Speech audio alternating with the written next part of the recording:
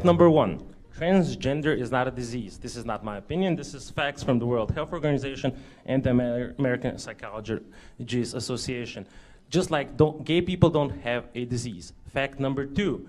Rich kids stay rich, poor kids stay poor. It's not true. Out of 1,800 billionaires in the world, 12 of them are black. Where you come from, where you grow up, how much your parents earn, whether your parents were married plays a major role in determining where you is there a question mark at the end?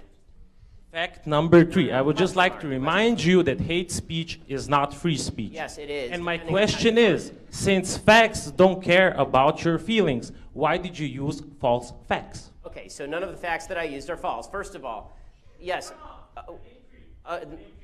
No, okay, first of all, would you like the answer? Okay, so the 3 facts you mentioned, you talked about transgenderism. First of all, until 5 minutes ago, the DSM specifically defined transgenderism as a disorder. It defined it as gender identity disorder, now calls it gender dysmorphia, which doesn't even make sense. It says that depression is the actual problem, not the actual gender disorder, which again does not explain why the transgender suicide rate is upward of 40%, and the actual suicide rate for the rest of the American population is lower than 3%.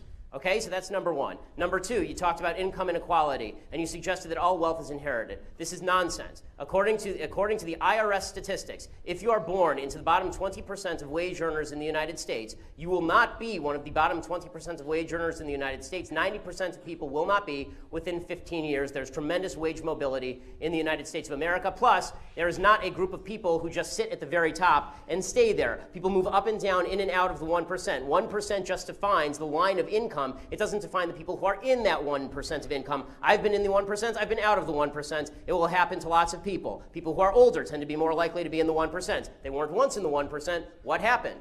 Okay, so that's number 2. Number 3, you say hate speech is not free speech. It depends how you define hate speech. The only speech that is not free speech is speech that overtly defends or pushes violence. Specifically, speech that is generating violence, right? That's the only type of speech that's not hate speech. If I say things you don't like, that's not hate speech. And if you think that it is hate speech, you're a fascist.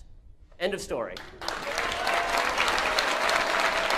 So what is your formal education background? Because I guess a lot of people don't know what your undergraduate degree was in.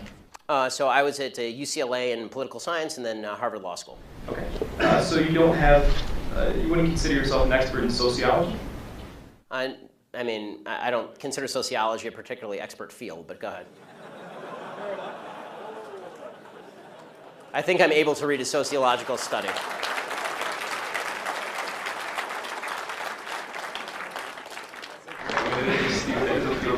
But so you're not necessarily an expert. Yes, there are lots of fields of study. Right.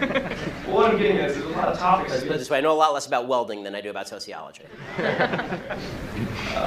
What I'm getting at is that you're not considered an expert in sociology, psychology, gender studies, lesbian dance theory, any of these things that you've brought up tonight. I know a lot more about all those others than lesbian dance theory. As far as, if you want to take issue with the argument, I would urge you not to use the argument from authority, which is somebody has a PhD by their name, they know what they're talking about. That's a dumb argument. What I'm trying to get at is that the fact that if you have any other further education in any of these topics or any of these fields of study. I don't need a 7-year degree in sociology to know bullshit when I hear it.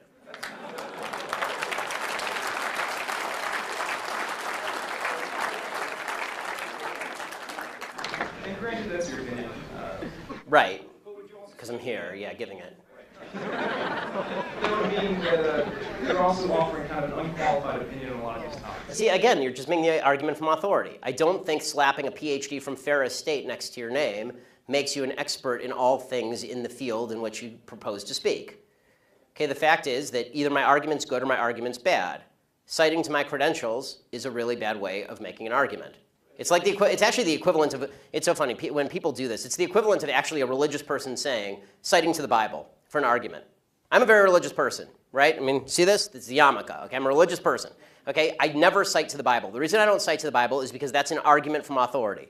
Okay, you may not believe the authority to which I'm citing. I don't believe the authority to which you're citing. So you're going to have to make me an argument as to what I'm saying that's wrong instead of just saying I don't have the properly enumerated degree from the institution of your choice. I'm merely citing academia. If you haven't done any significant study or any type of educational, you haven't established yourself as a PhD or a doctorate in any of these programs, so how can you make a qualified opinion on any of these topics is my question. Because I have read the studies and I can have an opinion on them. So you mentioned how people aren't victims of circumstance. And As a general rule, some people are, obviously. But how do you explain people who aren't given access to certain things and stuff, and therefore cannot advance? Like you cite like single mothers and stuff like that, and fathers leaving them, and women. Oftentimes, you see it all across the country. Planned Parenthood clinics being closed down and stuff, and they can't get access to contraceptives or abortion and stuff that would stop them from being in that situation. But you think that somehow they should just help themselves, but when in fact Condoms cost 35 cents. I think they can help themselves. I mean, that's the idea that contraceptives are not available in the United States is absurd. It's absurd. I'm sorry. It's crazy. The idea that you can't get cheap or free condoms anywhere.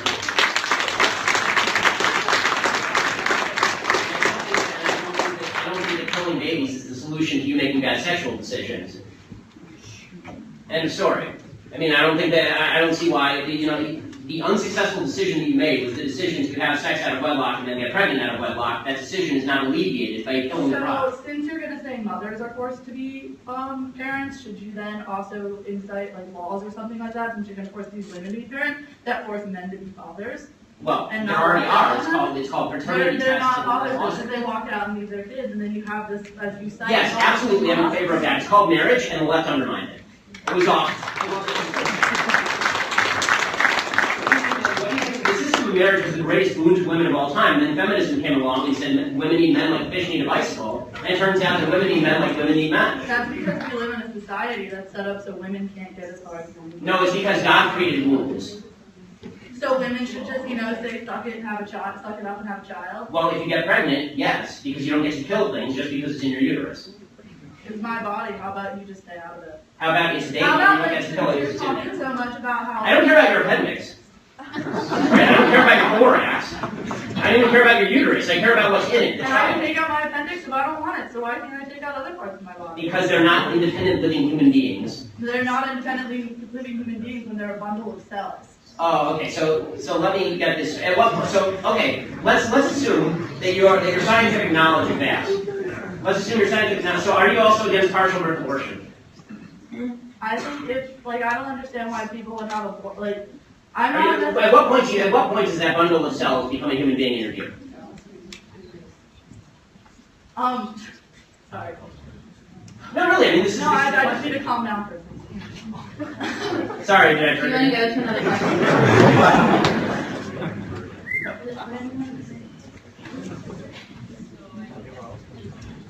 No, I mean, that is the relevant question. If your argument is that it's a bundle of cells, then the question becomes when it's not a bundle of cells.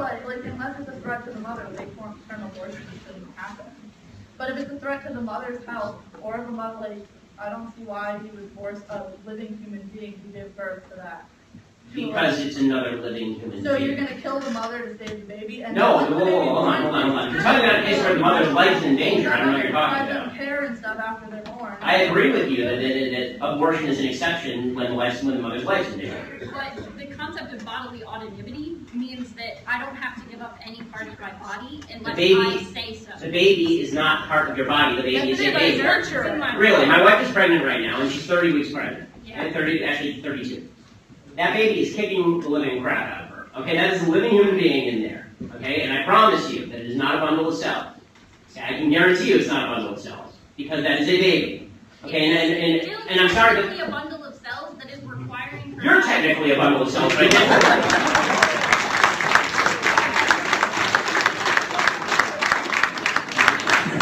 You can say no. That is the concept of bodily autonomy. The entire concept of why we Okay, so we have other questions that need to be asked. You have 10 minutes. We can go on all down this, but here's the final point. Abortion is a very simple issue. If you believe, as you do apparently, that that's nothing in there but just a bunch of goo, then you're right. If you believe in something called science, that is more than a bundle of goo, then you do not get to kill it just because it's convenient to you. And let me tell you something. No, science definitely dictates that a fetus, until it can leave the womb and be technically viable, is a bundle of cells inside a person. Okay, so if you can only live on life support, you're not a person. You stop being a person. So if you get in a car crash today and put you on life support, you're on an iron lung. You take off the iron lung, you're going to die. You're not a person anymore. Is that how this works? if my brain is no longer functioning... No, if your brain is functioning, but you can't breathe on your own. Then I'm still technically viable. Brain function... No, you're not, because the machine is keeping you alive. Look, again, the bottom line is this. If you are defining whether something is a life or not based on your own convenience, that is the nature of evil. Okay, defining what a human being or not, whether something is a human being or not, based on whether you want it or not, is nasty. You manipulate science to enhance your own... You're the one manipulating science. You're the one suggesting that it's like snot. Okay, it's not like mental illness, when in fact the DSM-5, which is the definitive psychological examples of mental illness, has declassified it. The DSM is highly politicized and has been for decades. And it was until 2 years ago, it was classified as gender identity disorder of mental illness. Okay, we can move on to questions. Yeah, because you just don't like what we're saying. No, see, the difference is I let you talk. No, what's funny is you actually know my father, but you had the same conversations with him, and you shut him down too. In what way have I shut you down? You've been talking for like 10 minutes here. She's been talking, I've been talking, but you haven't actually answered her questions. No, I did. You just don't like the answer. And I'm sorry if you don't like the answer. As far as the institutional racism, all I would ask you to consider, you can believe what you want, but I would ask you to consider this. Shouting institutional racism does not actually combat racism. You have to find individual instances, and you have to show me who the racists are so that we can fight them together. I hate racism. I think it's evil. But if you're just going to say institutional racism every time something bad happens, there's no way to fight it. I need a policy that you're proposing, or I need a person who's actually racist so that we can fight it together, or we can determine whether the policy is good.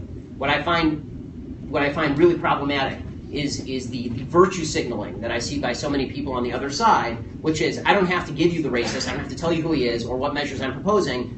I just say institutional racism, everybody cheers for me because that's an approved point of view, and now we move on with our lives. You haven't helped anybody, you've just made yourself feel better.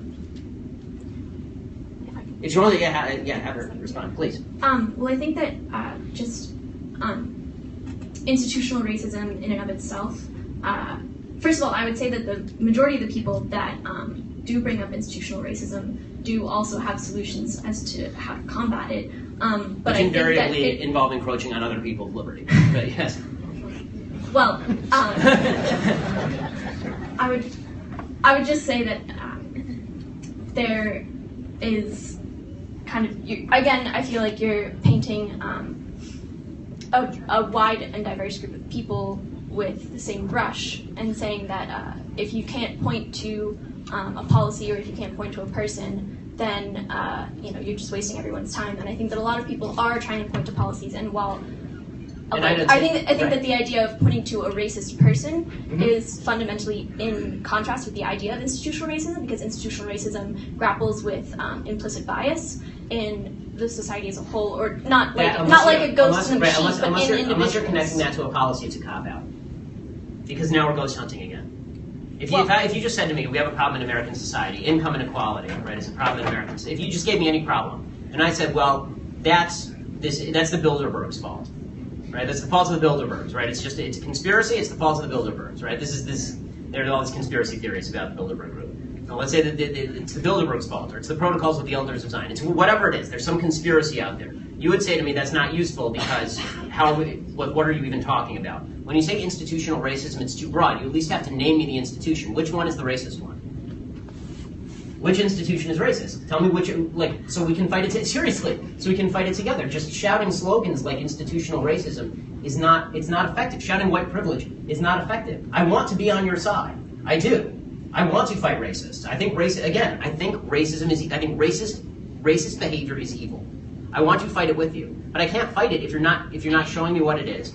And we have to decide together if the policies you're proposing will alleviate racism or exacerbate racism. And it turns out, I think that a lot of the policies proposed by the left, I think institutional racism is usually a lever for proposing a policy that is actually unpalatable to freedom, and then castigating people on the other side of that policy as being in league with the institutional racism. The policies are good or bad without regard to words like institutional racism, is what I'm saying. Honestly, I'd love to sit down and talk with you for an hour about it because it's a worthwhile conversation, and I think we could actually get somewhere with it. But I think that slogans generally tend not to be particularly effective in getting us to solutions. So, how do you say that some people don't have privilege when you basically just said that trans people aren't valid? They're not a thing. They're just girls pretending to be boys or boys pretending to be girls. Okay. Okay, Oh, someone's excited. Okay. It's biological, but gender is a completely different thing. No, gender is not disconnected from sex. So. It's not completely disconnected, but it's still a cultural thing. It's still from society. It's Okay. No, it is not in the mind. Okay, you're not a man if you think you're a man. And I didn't say pretending, or if I did, I shouldn't have said pretending. Let me amend. You said playing. Okay, I said a boy who thinks he's a girl. That's the usual phraseology I use. Not playing. I usually say a boy who thinks he's a girl or a girl who thinks he's a boy, which is technically what we're talking about here. As far as the actual psychological issues at play, it used to be called gender dysphoria or gender identity disorder. Now they call it gender dysphoria. The idea that sex or gender are malleable is not true. Okay, and I'm not denying your humanity if you're a transgender person. I am saying that you are not the sex to which you claim to be. You're still a human being, and you're a human being with an issue that I wish you Godspeed in dealing with in whatever way you see fit. But if you are going to dictate to me that I'm supposed to pretend that men are women and women are men, no. My answer is no. I'm not going to modify basic biology because it threatens your subjective sense of what you are. Okay, but you're still saying these kids should not be accepted because they don't really fit in either place? They can't just I'm saying that the Boy Scouts have a standard. You must be a biological boy to be a Boy Scout. You have to be a boy to be a Boy Scout. Where's that written, though? Okay. In the name Boy Scouts. Because this is a very because for all of human history, boy meant boy and girl meant girl. Boy did not mean girl. People are breaking our same-sex culture. And if I call you a moose, are you suddenly a moose? Okay, if I redefine our terms. No, yes, that's right. Men and women are a completely different thing. This is true. Have you ever met a man or a woman? They're completely different. Completely different thing. You can't just say you're a cat. It's not a thing. It's genders. It's not saying you're. Okay, why is that? I don't understand. Why? Okay, let me ask you this. Okay, I won't ask you how old. I will ask you how old you are. Okay, because you're young enough that it's probably not insulting to ask you. So. I'm 22, so I'm probably only naive, right? No. Why aren't you 60? Why aren't you 60? Because And why can't you identify as 60? What is the problem with you identifying as 60? Because it's not the same as gender. You can't just. You're right. Age is significantly less important than gender. You can't magically change your gender. You can't magically change your sex. You can't magically change your age.